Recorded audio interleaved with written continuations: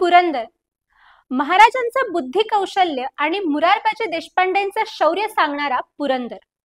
पुण्यापासून सुमारे 50 किलोमीटर अंतरावर पश्चिम घाटाच्या निसर्गरम्य परिसरात उभा असलेला पुरंदर इतिहासाचं आणि शौर्याचं प्रतीक आहे. समुद्र सपाटीपासून 1374 मीटर उंचीवर असलेला हा किल्ला इतिहासप्रेमी, निसर्गप्रेमी आणि साहसप्रियांसाठी खास आकर्षण आहे. हा किल्ला 11व्या शतकापासून इतिहास सांगतो.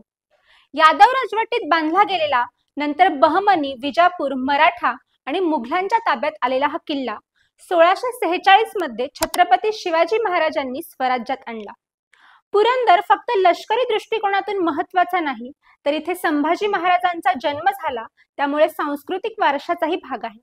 किल्ल्याची वास्तुरचना जसं की दिल्ली दरवाजा, वज्रगड, केदारेश्वर मंदिर आणि मुरारबाजींची भव्य मूर्ती आजही त्याच्या रणनीती आणि सौंदर्याची साक्ष देतात. ट्रेकिंगसाठी हा किल्ला मध्यम स्तराचा आहे.